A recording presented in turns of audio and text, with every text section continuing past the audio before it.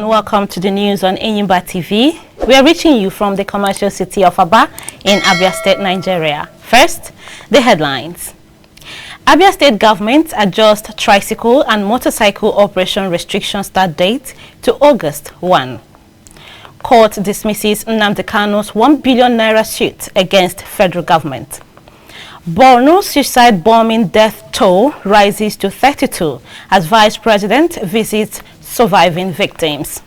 Thanks for joining us on the news at this time. My name is Esther Chima. Now the news in details. Former Commissioner for Information in Abia State, John Okiyikalo, is urging the current administration to stop politicizing the security crisis rocking the state. He made this known on his official social media pages while stating that all past governors of the state had encountered, confronted, and overcame security challenges early in their tenures, particularly in Aba.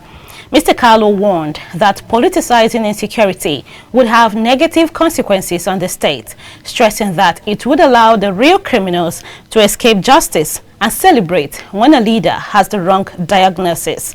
He urged Governor Alex Oti to rally all Abia citizens to help him fight the security crisis.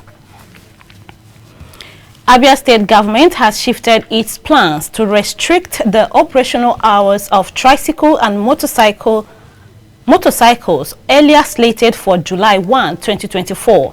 Commissioner for Information and Culture, Prince Kanu, while briefing journalists after this week's outcome of the State Executive Council meeting presided over by the governor, said August 1, 2024 is the new date to commence the enforcement of the 6 a.m. to 7 p.m. order. He added that the enumeration and registration of all commercial vehicles, tricycles and motorcycles in the transport sector in Abia has commenced on July 1 as scheduled. He also disclosed that part of the initiatives and incentives to drive the new policy is to introduce CNG-powered buses to close up gaps created by full implementation of the restriction policy. Abia State government is condemning the action of the Speaker of the Abia State House of Assembly, Right Honorable Emmanuel Emerowa, who walked out a journalist from a press briefing without any justification. Special advisor to the governor on media and publicity, Ferdinand Ekoma, during a briefing in Omahia, said the executive understands the principles of separation of powers, coupled with the cordial relationship with the press corps in Abia. On the alleged misrepresentation of facts from the House, he said that it is not enough reason to walk out a journalist from a press briefing. Nigerian Electricity Regulatory Commission has granted the transfer of regulatory oversight of the Imo State electricity market to the State Electricity Regulatory Commission. This is contained in an order signed by Sanusi Garba, the chairman of NEC, stating that the transfer is in compliance with the Electricity Act 2023 and shall take effect from July 1, 2024. The Electricity Act 2023 granted legislative autonomy to federating states in the Federal Republic of Nigeria by empowering the sub-national governments to legislate on the generation, transmission and distribution of electricity within each respective state. With this, only 4 states, that is, Enugu, Ondo, Ekiti, and Imo, have got the regulatory autonomy. National Agency for Food, Drugs Administration and Control, NAFDAC, has shut down about 100 shops in Ogbete, main market in Enugu State. Ogbete is the biggest market in the southeastern state. NAFDAC's director in the southeast, Martin Iluyomade, said the shops were shut down because of the owners were allegedly dealing in suspected fake alcoholic beverages. He said that during the raid, The agency also confiscated a truckload of adulterated products and arrested 4 traders suspected of selling fake beverages. Mr. Iluyomade said the arrested suspects would be charged to court at the end of their investigation. Rivers State Independent Electoral Commission has fixed October 5, 2024 for local government elections in the oil-rich state. The electoral umpire chairman, Adolphus Enebeli, said this during a stakeholders meeting in Port Harcourt. Enebeli emphasized that it is time to respond to the calls from stakeholders for the conduct of elections following the end of tenure for the previous local government chairmen and councillors. This announcement comes shortly after Governor Siminalaye Fubara appointed caretaker committee chairman for the state's 23 local government areas.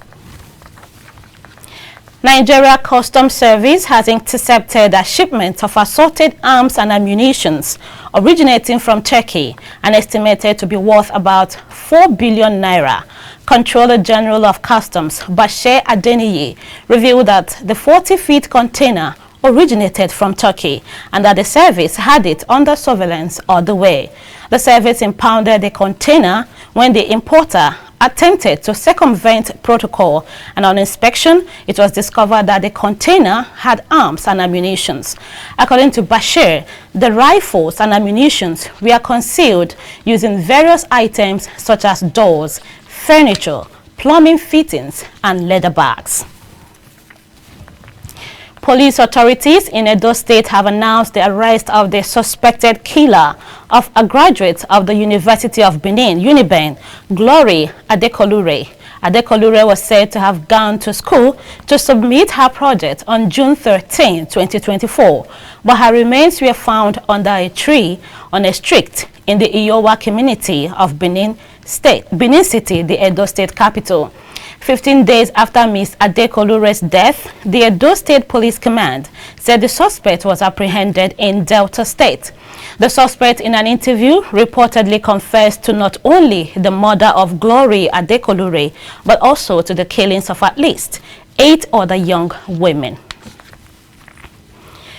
Justice James Omotosho of the Federal High Court in Abuja has dismissed the fundamental human rights suit filed by the detained leader of the Indigenous People of Biafra, Nnamdi Kanu, against the federal government.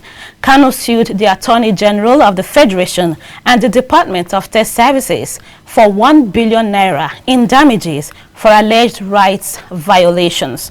While delivering judgment, Justice Omotosho held that Kanu failed to provide credible evidence to sustain his claims that his interactions with his lawyers were interfered with, that he was denied unhindered access to his lawyers, and that DSS officials eavesdropped on his conversation with his lawyers, which constituted a breach of his right to a fair hearing. Justice Omotosho observed that the DSS and its DG submitted that due to the charge against Kanu, it is necessary for them to check the messages he passes to his visitors in order to check for any subversive message to his followers outside. Chairman of the Independent National Electoral Commission, INEC, Mahmoud Yakubu, says the commission has come up with 142 recommendations to improve the future electoral process. Mr. Yakubu said this at the opening of a 2-day induction retreat for resident electoral commissioners in Lagos. He said the commission had published the report of the review of the 2023 elections, adding that it was already available on its website. On the retreat, Mr. Yakubu said it was not just about the induction of new appointees, but an opportunity to review performance, reappraise processes, discuss innovations, and engage service providers. Minister of the Federal Capital Territory, Nyesom Wike, is threatening to unseat an unidentified lawmaker for criticizing his successes as the FCT minister. Wike made the threat during the inauguration of the construction of Mabushi Bus Terminal Phase 1 in Abuja. This might be unconnected with Ireti Kinigbe, FCT Senator's appearance on a national television criticizing the administration of the FCT. The minister said that the lawmaker particularly criticized the rout in schools and the absence of quality hospitals in the territory. Senator Kinigbe is of the Labour Party. An unmanned aerial vehicle, UAV, belonging to the Nigerian Air Force has crashed into the Igabi local government area of Kaduna State.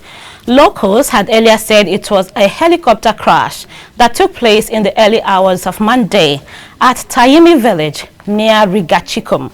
The village is very close to the headquarters of the Nigerian Air Force Air Training Center, Mando.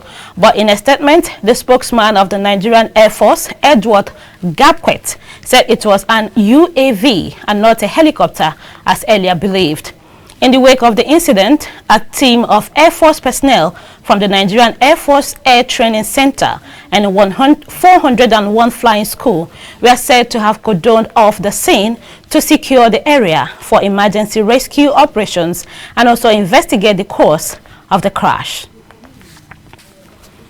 Borno state government has revealed that one of the suspected female suicide bombers who killed 18 people in Goza, a town near the border with Cameroon, came to the venue begging for arms shortly before the explosion took place. It was disclosed by the State Commissioner for Local Government and Emirate Affairs, Shugun Mai Malay. The coordinated attacks carried out by the women affected a wedding, a hospital, and a funeral in Tashan, Mararaba, and Goza town in the state. But Mele said they discovered during the debriefing of some suspects detained at the site of the explosion that the attackers beat the military screening by mingling with the women returning from the farms. Amid suicide bomb attacks resurgence in Borno State, the Inspector General of Police, IGP Kayode Agbetokun, has deployed bomb experts and additional personnel as well as resources to Goza and other communities to boost security across the state. In a statement released by the force spokesperson, ACP Olumoyiwa Dejobi, the IGP also mandated the Deputy Inspector General of Police, Force Intelligence Department, to immediately scale up intelligence gathering to ensure effective anti-crime operations in the country. He condemned the suicide bomb and other tragic incidents that claimed casualties across the country. Vice President Kashim Shettima visited victims of Saturday's suicide bombings in Goza, Borno State. During the visit, Shettima made personal donations to the surviving victims while he condoled the families of the dead victims.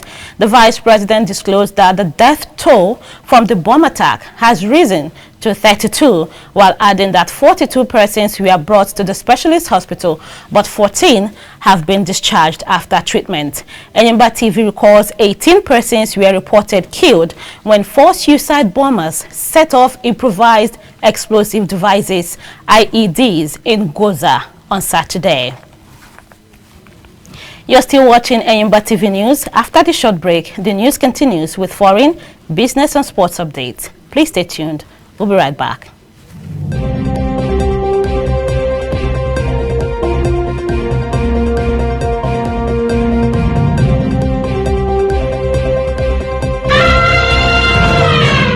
Glad to know you're still there. Now the rest of the news. Kenya's President William Ruto says the country will have to borrow more to keep the government running following the rejection of hugely unpopular finance bill that was going to raise more money in taxes. The president said he would withdraw the bill containing controversial tax hikes last Wednesday after deadly protests which saw parliament set on fire. But on Monday, he said dropping the bill had set the country back 2 years, as he explained the difficulty of being unable to raise extra taxes while facing a huge debt burden. He said this meant Kenya will have to borrow 1 trillion shillings just to be able to run our government. This is a 67% increase on what had been planned. And now from the business sector, as premium motor spirit, also known as petrol, from the Dangote petrochemical refinery hits the local market in 2 to 3 weeks, petroleum marketers have expressed the fear that the product price may be higher than expected. They spoke against the backdrop of the 650,000 capacity refinery's failed attempt to get feedstock locally from the international oil companies. The National Vice President of the Independent Petroleum Marketers Association of Nigeria, Ahmed Fashola, said the association is afraid that crude imports would jerk up the price of Dangote petrol.